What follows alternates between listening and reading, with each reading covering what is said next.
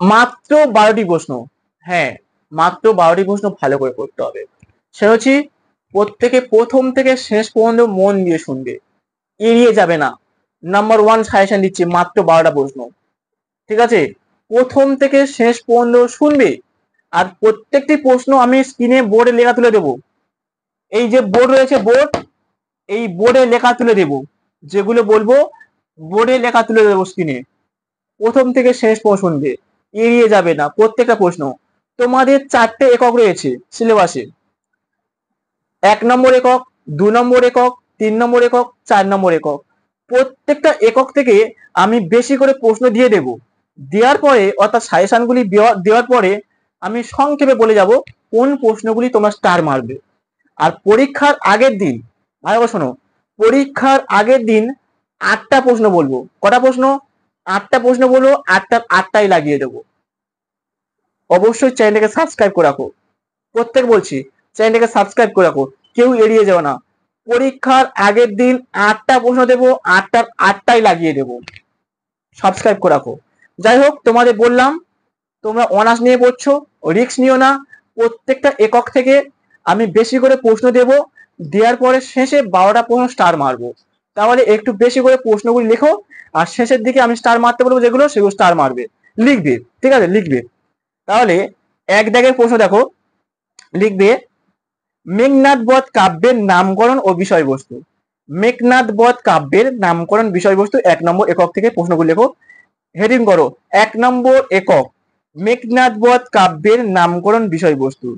তারপরে তোমরা করবে পার্শ্ব ও পাশ্চাত্য পুরাণ ও সাহিত্য। আবার এই প্রশ্নটা প্যাটার্নটা কেমন হতে পারে লিখে দিচ্ছি, দেখো আমি সংক্ষেপগুলো বলছি, প্রশ্নগুলি সংক্ষেপ বলছি, আর পুরো বাক্যে প্রশ্নটা বোর্ডে তুলে দিচ্ছি, দেখে নাও। পরবর্তী প্রশ্ন রাখা হয়েছে রাবণ চরিত্র, মেঘনাদ বধ কাব্যের রাবণ চরিত্র। পরবর্তী প্রশ্ন মেঘনাদ চরিত্র। এই মেঘনাথের অপর নাম হচ্ছে ইন্দ্রজিৎ, কারণ মেঘনাথ দেবরাজ ইন্দ্রকে ও পরাজয় করেছিল। ঠিক আছে, মেঘনাথ অর্থাৎ রাবণ পুত্র মেঘনাথ, তিনি ইন্দ্রজিৎকে যুদ্ধে পরাজয় করেছিল, তাকে ইন্দ্রজিৎ বলা হয়েছিল, এবার নাম দেওয়া হয়েছে ইন্দ্রজিৎ। আবার এই যে মেঘনাথ নামটা কেন দেওয়া হয়েছে, এটা কথাটা শোনো না। তিনি হচ্ছে কি মেঘের আড়াল থেকে যুদ্ধ করার ক্ষমতা রাখতো, তাই জন্য তার নাম ছিল মেঘনাথ। আর তিনি দেবরাজ ইন্দ্রকে পরাজয় করেছিল, অর্থাৎ যুদ্ধে হারিয়েছিল, তাই তাকে নাম দেওয়া হচ্ছে ইন্দ্রজিৎ। ঠিক আছে, তাহলে মেঘনাথ বা ইন্দ্রজিতের চরিত্র একই ব্যাপার। পরবর্তী প্রশ্ন পনিমালা চরিত্র, চিত্রাঙ্গদা চরিত্র। আর এই যে মেঘনাদ বধ কাব্যের 9টা স্বর্গ রয়েছে, কি বললাম, মেঘনাদ বধ কাব্যের 9টা স্বর্গে বিন্যস্ত করা হয়েছে। সেই 9টা স্বর্গটা কিন্তু সম্পর্কে জানতে হবে। যেমন প্রথম স্বর্গ হচ্ছে অভিষেক, সমাগম, পেটপুরি, বদ্ধ, আবেগ, নির্বেগ, এরম করে 9টা স্বর্গে বিন্যস্ত করেছে। এই 9টা স্বর্গ একটু দেখে যাবে। ওকে, দেখো চলো এবার চলে যাবো পরবর্তী প্রশ্ন। মহাকাব্য কাকে বলে? মহাকাব্যের বৈশিষ্ট্য লেখো। মহাকাব্যের কাকে বলে? মহাকাব্যের বৈশিষ্ট্য। পরবর্তী প্রশ্ন ঐতিহাসিক নাটকের সংজ্ঞা দাও, এর বৈশিষ্ট্য। ওকে, চলো এবার চলে যাও 2 নম্বর একক। 2 নম্বর একক থেকে তোমাদের প্রশ্নগুলি লিখতে হবে, লিখে নাও। আমি তোমাদের শেষের দিকে এই প্রশ্নগুলি বলা হয়ে গেলে শেষের দিকে স্টার মারতে বলবো। তাহলে লেখো 2 নম্বর একক থেকে যেতে নাহি দেব কবিতায় জীবন প্রতির সঙ্গে বিরহ চেতনার যে দ্বন্দ্ব উপস্থাপিত হয়েছে তার স্বরূপ বুঝিয়ে দাও। আচ্ছা, এখানে যে প্রশ্নগুলি আছে না, প্রত্যেকটা যদি পড়ে পড়ে বলি অনেকটা লং সময় নেবে। আমি বোর্ডে লেখা তুলে দিচ্ছি, একটু দেখে নাও, একটু সরে যায়। আর বোর্ডে লেখাগুলো একটু বড় বড় করে তুলে দিচ্ছি, প্রত্যেকটা লেখা দেখে নাও। তাহলে এখান থেকে 1 দাগের প্রশ্ন ভালো করছো, 1 দাগেটা বলে দিলাম। 2 দাগের প্রশ্নটা দেখো, বোর্ডে লিখে তুলে দিচ্ছি। 3 দাগের প্রশ্নটা দেখো, 3 দাগের প্রশ্নটা তুলে দিলাম। 4 দাগের প্রশ্নটা দেখো, ঠিক আছে।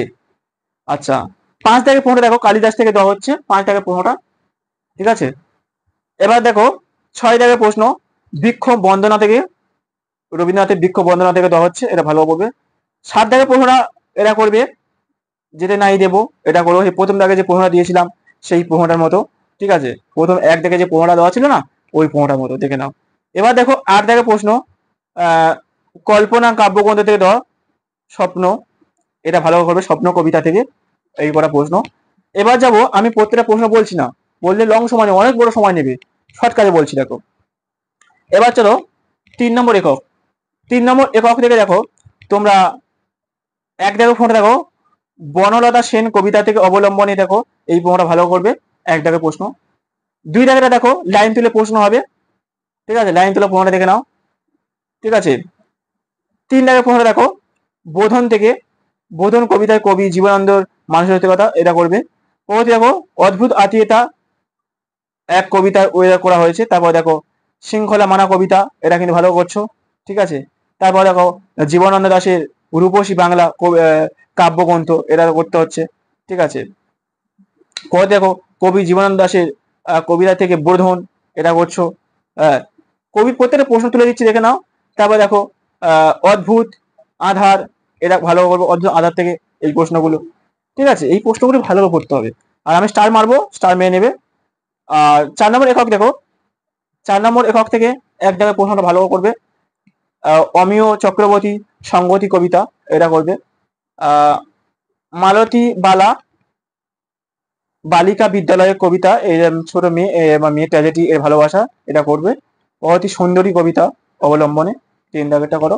তারপর 4 দাগে বারে বারে প্রার্থনা কবিতার ইতিহাসে প্রচ্ছন্ন, এটা করছো। তারপরে দেখো প্রচ্ছন্ন স্বদেশের কবিতায় কবি বিষ্ণুদের, এটা করছো। তারপরে কৃষ্ণ বসু চাঁদ, এটা করছো। তারপরে দেখো বৈপত্তি, এই করছো। তারপরে এই করা প্রশ্ন, এবার কৃষ্ণ বসু চাঁদ, এটা করছো।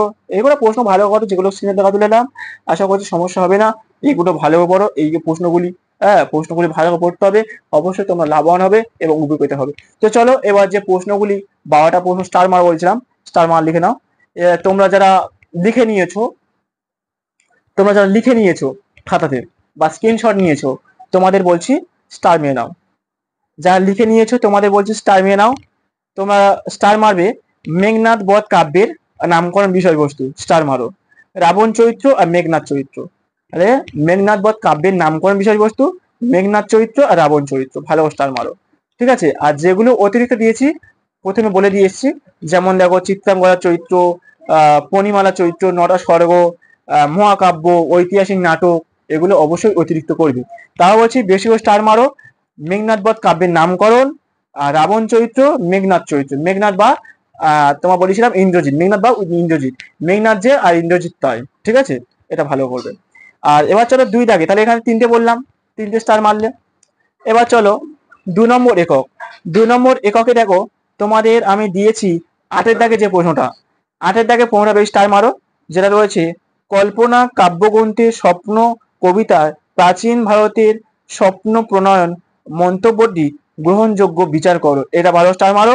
আর 7 দাগে প্রশ্ন, আরে 7 আর 8 দাগ, 7 দাগ আর 8 দাগ, ভালো স্টার মারো, 7 দাগ 8 দাগ স্টার মারো।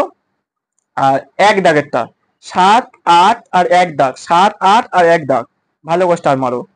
আর এবার দেখো পরবর্তী চলে যাবো, তোমাদের দিয়েছি দেখো ফিরে শেষ প্রশ্নটা, শেষ প্রশ্নটা দেখো 7 আর 8 দাগ, 7 দাগ আর 8 দাগ, 7 দাগেরটা আর 8 দাগেরটা বেশি স্টার মারো।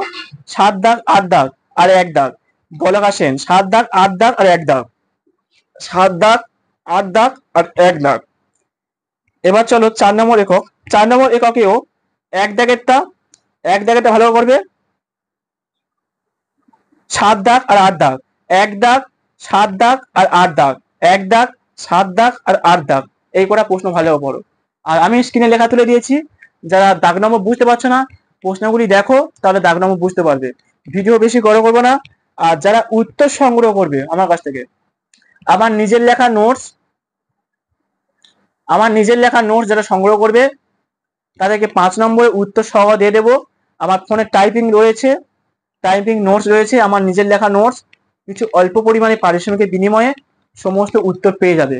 আর তোমরা যারা ওয়েস্ট বেঙ্গল স্টেট ইউনিভার্সিটি অন্তর্গত পড়ছো তোমাদের সবাই বলবো চ্যানেলটাকে সাবস্ক্রাইব করবে। যদি দেখছি তোমাদের West Bengal state university subscribe পাচ্ছি, তাহলে West Bengal state university Bangla subject video করবো, আর না হলে বন্ধ করে দেবো। সে হচ্ছে প্রত্যেকে বলছি যদি একজন দেখো, যদি দুজন দেখো, যদি তিনজন দেখো, যদি চারজন দেখো, প্রত্যেকে বলছি সাবস্ক্রাইব করবে, এড়িয়ে যাবে না। নাম্বার ওয়ান সাজেশন আমি দিয়ে দেবো। আর পরীক্ষার আগের দিন 8টা প্রশ্ন দেবো, 8টার 8টা লাগিয়ে দেবো, একদম দাগ নম্বর মিলিয়ে দেবো। অবশ্যই চ্যানেলটাকে সাবস্ক্রাইব করে রাখো। ওকে, তো ভিডিও বেশি বড় করবো না, এই পর্যন্ত শেষ করবো। কারণ তোমরা অনার্স নিয়ে পড়ছো, হিউজ প্রশ্ন হলে কি হবে বা বেশি প্রশ্ন হলে কি হবে, প্রশ্নগুলি ভালো করে পড়ো, তাহলে লাভবান হবে এবং উপকৃত হবে। তো ভিডিও বেশি বড় করছি না, সবাইকে বলছি সাবস্ক্রাইব করতে হবে। সাবস্ক্রাইব করে তোমরা উপকৃত হবে, লাভবান হবে। ওকে, তো সবাই লাইক কমেন্ট শেয়ার আর চ্যানেলটাকে সাবস্ক্রাইব করো। আর তোমাদের যদি কলেজে গ্রুপ বানিয়ে থাকো তোমরা নিজেরা, সেই কলেজের গ্রুপেও শেয়ার করো। তো ভিডিওটি প্রথম থেকে শেষ পর্যন্ত দেখার জন্য, এবং এই চ্যানেলে অর্থাৎ ফিজিক্যাল এডুকেশন স্টাডি সেন্টারের পক্ষ থেকে যে নতুন করে আবার চ্যানেল বানানো হয়েছে, এই নামে আগে একটা বড় চ্যানেল ছিল। তোমাদের কলেজে যারা দিদা পড়ছে তাদেরকে জিজ্ঞাসা করে দেখো যে শোভন স্যারের সাজেশন কেমন কমনযোগ্য। সেটা বলছি প্রত্যেকে চ্যানেলটাকে সাবস্ক্রাইব করো। আমি আগে যে চ্যানেলটা করেছিলাম প্রায় 10K সাবস্ক্রাইবার ছিল, মাত্র 90টা ভিডিও করে 10K সাবস্ক্রাইবার করেছিলাম। তো সেই চ্যানেলে নাম্বার ওয়ান সাজেশন দিতাম, একদম দাগের আগে ফেলে দিতাম। সে বলছি অবশ্যই প্রত্যেকে চ্যানেলটাকে সাবস্ক্রাইব করে সঙ্গে থেকো। তো ভিডিও বেশি বড় করবো না, এই পর্যন্ত শেষ করবো। ভিডিওটি প্রথম থেকে শেষ পর্যন্ত দেখার জন্য এবং এই নতুন চ্যানেলে প্রথম থেকে শেষ পর্যন্ত দেখার জন্য সবাইকে ধন্যবাদ।